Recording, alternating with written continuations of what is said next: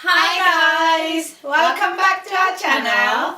If you're new to our channel, make sure you hit that subscribe button down below, like our video and also give us a thumbs up, leave some comments down below, and we upload every Sunday, so make sure you watch out for us. Yes, also follow us on Instagram and on the Facebook.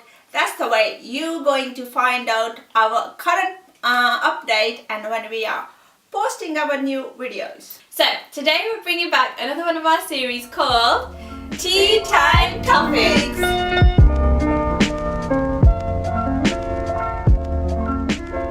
So we are again doing a similar thing as last time, which is talking about some different topics and just really naturally, we don't know what we're talking about, so we're going to draw them out and we'll just have a natural conversation on our views on the topic, maybe experiences, some life stories, differences between the mother and the daughter experience, and it's just opinions. Just a bit of fun. Yeah, no statements, no giving you advice or things like that. Just what we think, how we live our life, what our thoughts are. Yeah? Yes. So let's go. Who's excited to see what we're talking about today? And if you watched our last video, let us know some thoughts down below of some of the opinions we had, some of the experiences, maybe some potential topics you can DM us, and yeah, it'll be good. Grab a cup of tea while we are spill the tea. Yes, girl. Yes, girl. Spill the tea, Mom. Cheers. Cheers. Cheers. Cheers, guys. So Mom will pick out a topic for us to talk about. Here we go. The first one. There you are. I can't read without my glasses, so let's see what the first topic will be. So, should mobile phones be banned in schools? Interesting. I mean, it's been a long time since I've been in school, almost 10 years. So I don't know what the policies are at school at the moment. But from when we were in school, actually I can't even remember when it comes to phones, because I think you weren't allowed. Were you not allowed at all? No. You wasn't allowed in the school. I think you were allowed to have them on you, but you just weren't allowed to be on them. So obviously in class and stuff. But I don't know. I don't think they should be banned full stop, because they are really good for emergencies. That's what they were always for. Phones were just obviously for emergencies. That's what we were given them for. Dad was always like, this is for emergency. If you ever need to call us or something, then you've got that. And I think it makes a parent feel safe to have that. And I don't know what the new generation are like these days, but maybe they're being overused. Yeah. They definitely use Snapchat and stuff, don't they? Yeah. Oh yeah, so they use Snapchat and Instagram stories, so maybe that's being a bit overused. There's obviously bullying involved with it all now. So I think maybe they should do a holding on to phones. Oh, I don't know, but then you would maybe I don't know how it would work. Actually, it's interesting, very, very interesting, because the last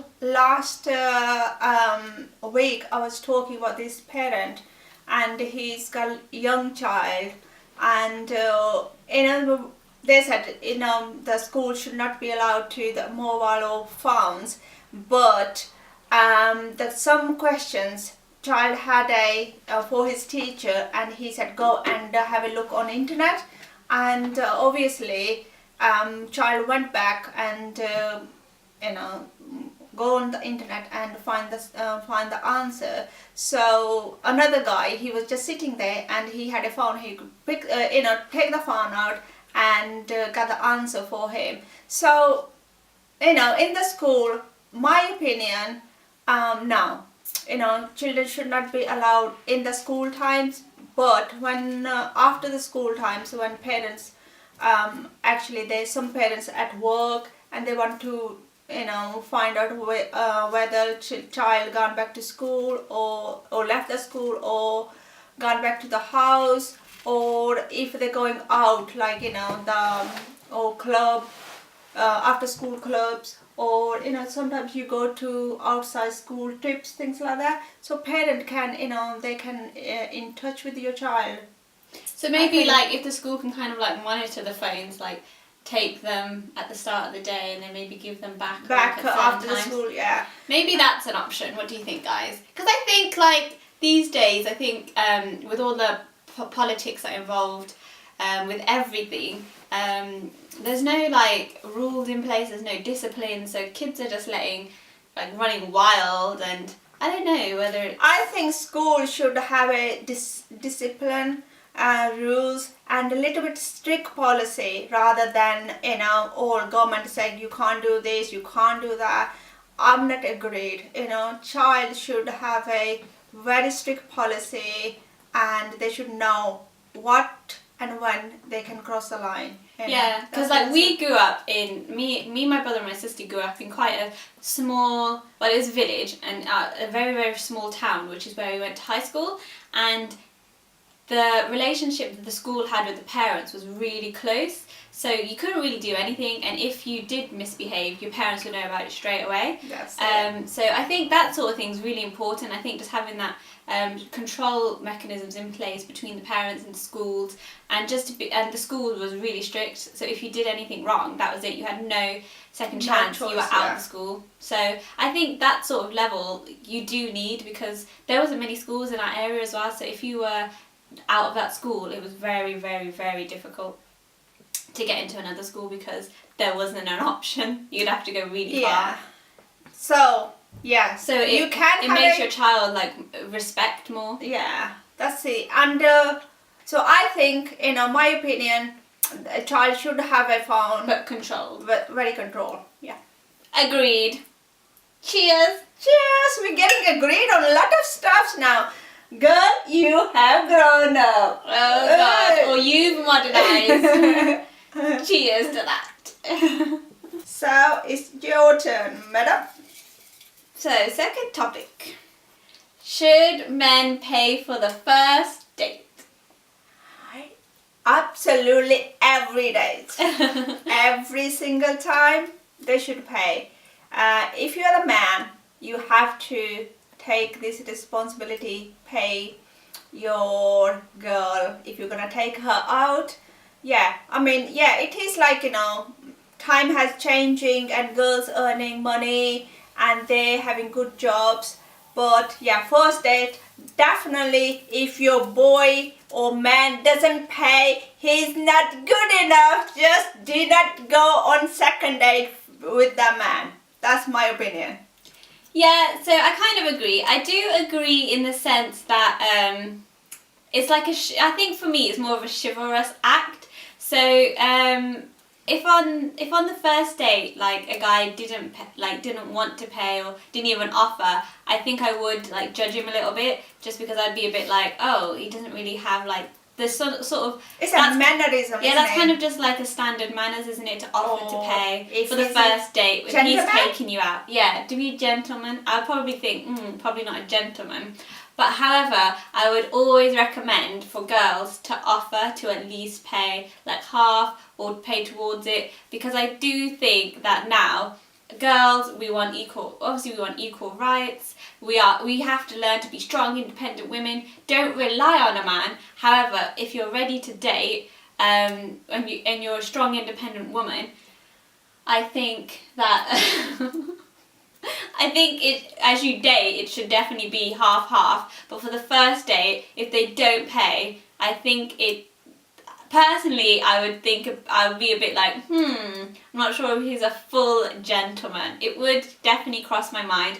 Don't know if that's right or wrong, but I just think that, yeah, I do think that you should never stop being a gentleman.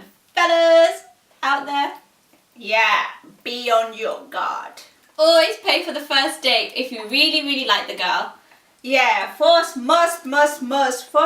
first date you must, and then see, check the water and see where she's at, and is she offering? If she's offering, just take it, or if you can afford, good luck to you. Yeah, definitely. Because it just makes girls feel like special, and you need to just treat your girl right. But then girls out there also, I think that you shouldn't expect. Yeah, and also I think girls, I mean, if like a boy or man or whoever, your husband, if he's like keep paying for you, and just sometimes it's spoil him in a different ways. If you don't want to pay for the meal, it's okay, fine. Just spoil in a different ways. Give him lots of love. Take him to holidays or spa, or buy some kind of what he likes. If he's like football, buy him a ticket. Let him go. Just send him out and say, off you go, enjoy. Yes. So it's give and take. I think in life you have to give and you have to take as well. There is no one street. One person has to keep giving, and other ones start taking. That relationship will never gonna work. But fundamentally, for the first date, even though it sounds a bit bad, I do think a guy should pay. Just because he's got to be a gentleman. Ladies, we are looking for a gentleman. Not many have left. There are plenty out there. You just gotta find them. You gotta find them, Mom. Should fried foods come with a warning? Yeah, it's like common sense. Everybody knows, fried food is not good for you. It's not good for your long-term health. Now and then you can have fried food. I think on this topic, everyone knows, like Mom said, fried food isn't good for you. However, I think where some companies are trying to give that warning that they're, like McDonald's and stuff, like trying to let you know what calories, etc. I think on this topic, there is a lot of foods out there that are fried that people don't know of. So people are thinking, oh, this is a healthy option, or I'm fine if I eat this, but they don't realise that it is actually fried. Let me come in there. Calories and fried food is two different things. Calories, it's just give you the nutrition of the food. It doesn't count, the fried, if it's fried or is cooked, how it's cooked. Yeah, fried food is when it's deep. It's like, when you do the fried food, it's kind of, they use cheap oil, and the process goes to the fried food is completely different, and it's not healthy at all. Long term, you should not eat too much fried food, but it's a warning. Warning is there. It's a red flag. It's coming. That's what I mean. A lot of foods, like the fried ones, such as McDonald's and takeaways, they've started giving you the nutritional values of those, which gives a lot of people, which immediately people will see, ooh, that's bad, I shouldn't be eating that, or oh my gosh. Especially when they first started doing it, people were like, wow, I can't believe that's, how much is in that. So that was good, but I think the issue now is people don't realise which other foods are fried that they think aren't fried. So I think them sort of foods people need to make more aware of. Like some of the, the really cheap meats, or the really, like, some of the supermarket food that everyone's thinking is really quick and easy and cheap to eat or whatever, and they probably don't think it's fried, or they don't know. Let me tell you, those are actually fried, and I think those should be coming with a warning that they are fried, and people don't realise, and then they're getting, like me, before I didn't know some of the food was fried, and I thought, oh, it's fine because blah blah blah, like it looks like a fresh meal, but actually those sort of foods are fried, and I think that people should know that those foods are fried. Everyone knows takeaways are fried. Everyone knows that those foods are fried, and they know what they're getting in for. But there's some food in the supermarket that are fried, and you don't know. All the frozen fruit is normally fried, so there's the one warning you can take from. So we think that they should give a warning, shouldn't they? They should, yeah. Absolutely, because like Mom said, there's so many negatives that come with fried food, and the long-term effects, and you just want to be healthy and clean. Try to eat healthy. I know it's not in there, but that is my personal request to you guys. Please. What do you guys think? Do you guys think that fried food should come with a warning? Are you guys aware of fried foods? Do you think there needs to be more education on it? What do you guys think? Leave us some comments below. Yes. Shall we do another topic? That's the last topic.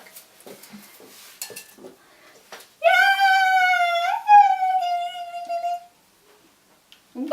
Oh, it's only got one left. Do you want to pull it out? So the last topic is Oh very, my very long. God.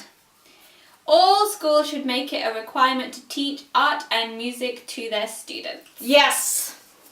Yes. And yes. And yes. You know, I can go on for I can go on and on this subject.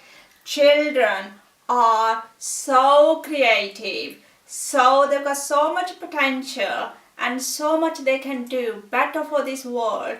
But because the education of this society and this new world, they just stopping everything to the child. They just putting too much pressure of there has to be become a academic good and getting so much better percentages. Even I was a parent, and that's what I have learned.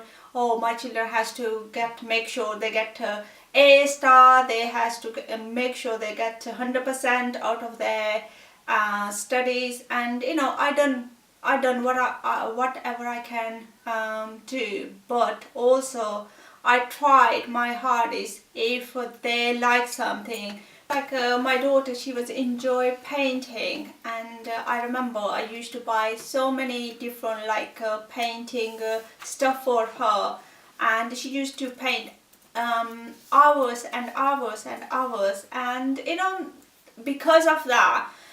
Then she changed her mind. It's okay, but now she's very creative. She's sitting in front of the camera, and all this helps her because her brains develop that into different dimension. And the same with my son when he was 16, and we all as a parent want to your child to do something really, better jobs or something like that. And at that time, we want him to become a solicitor. And but as a parent, your child as well, what they can do or they can't do. And then when I find out he enjoy music, and now I helped him go into that direction. And now he's a DJ and he does whatever he does. He's good. He loves music, and that's with this daughter. She was good at singing, and so does my son.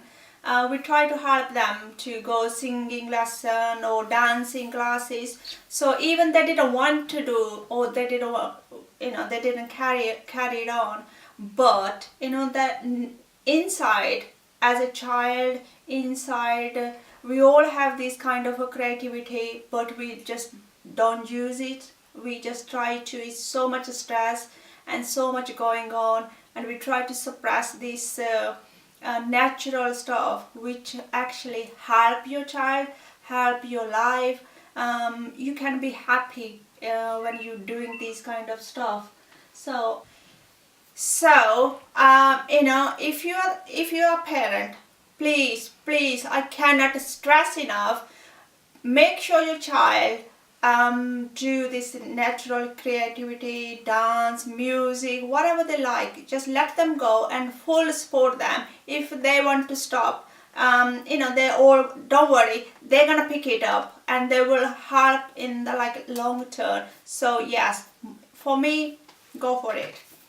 Yeah, and I do agree, because when I was younger, I used to think as I was growing up, I used to think academics was really, really important and the most important, and obviously Mom's developed over the years as well, but like she said, she used to also think academics was really important. So I think growing up, I thought that was the number one key, that's what, and even schools, that's what they drill into you, they'll pick up the students who are doing really well. So when I got A stars and stuff, I was considered to be doing great, and then the kids who are doing the more creative stuff aren't seen in the same light. Whereas now that I've grown up and I've done more education, we read a really good book called The Linchpin, and that is, and I would recommend that to anybody. You can listen to it free on YouTube, or obviously get the book. You can download the audio, but that book is amazing, and it really teaches you and gives you a different perspective on life, and like how that you should actually get more in touch with your creative genius, as he calls it, and that's how you're going to become more successful, especially in this day and age where people are looking for experiences, and everyone wants something more creative and different and have fun with their lives. So that's, like our mom said, just be free, be wild, let your creative juices flow, and that's something that I want to like really work on again. And yeah, I definitely think that schools should definitely make it more compulsory. Well, I just think rather than like being compulsory, just every child should be allowed to just freely they should push it more. Express their creative arts. Yeah. But I do think that schools do push it more. I don't think. I remember when we were growing up, we all had to do music lessons. That wasn't compulsory, and art lessons. So I do think they do understand that you need creative. Yeah, And then but remember we had to do food, textiles and wood. Yeah. Remember? So there are loads of different lessons that release the creativity, but I think there's still that old school mentality of the more academic childs are favoured over the creative ones. Yeah, no, definitely. I remember, I'm gonna share a quick story of my daughter. She was really good painting, but her teacher, he didn't think she was good enough, and he told her, you're not gonna, when they used to give you the grades or Expectations. yeah, and he thinks she's gonna get a C, and she came to me and she said, oh, my art teacher thinks I'm gonna get only C. And I said, you are good enough, you know what you're doing, just don't worry about him, just go and do your best. And she got A in her art, and then she even went to him and told him off. And the teacher, he actually came to me. We had a shop at that time. He came to me and he said, Mrs. Ojale, Kirandeep, she normally was really quiet, and she actually told me off. And yeah, that's sometimes, that little creativity and child have something, and it will help to develop that confidence. The lesson to take away from that is never stop a child. Always let them fully develop, because that also happened to me, where a teacher tried to tell me I could only get a certain grade, and I worked so hard and surpassed them. I was told I was going to get a B, and I got an A star. So children, never let anyone tell you cannot do it, because you can. And the parent, push your child to become a more creative, more, academic is good, but it's not that good, honestly. From my experience, you gotta have both. You have both, but make your child to live themselves, be happy inside. When they're happy, they do better what you're expecting. They always do 100% and make you proud. I'm really proud of my children, all of them. They're doing really well in their own field, and I cannot ask more, even though I keep telling them off. But yeah, she's never happy, people. Never happy. No, it's just like, you please do not stop your children to be more creative. Just my grandchildren, all I'm gonna do, I'm gonna teach them to just whatever they're good at, push them. Go for it, grandchildren. Yeah, go and go and go. Just let them dance, let them sing. I know they make noise, they make whatever. Just let them to be wild, and that's the way we are. We should be like that. Absolutely. So we have come to the end of tea time topics. I think we've talked them around and around the town, so it's time to end the video. And did you enjoy it, Mom? I enjoyed it. This is my favorite video. because this is like obviously another my daughter. She's bring these all subjects from I don't know where from, and it's all different. Sometimes in a life you don't think all these things, and because it's low stressful, your work, and that's what you do. So it's good to have a bit of tea and a bit of natter and a bit of sharing experiences. So make sure you leave us some comments if you like this series and let us know what you think. And also watch out for our next one, which will be uploaded every Sunday. So give us your support because we do need it, and we are really, really grateful you guys for watching our videos and liking and giving us comments. And we cannot love you enough. Thank you. Thanks again. Bye.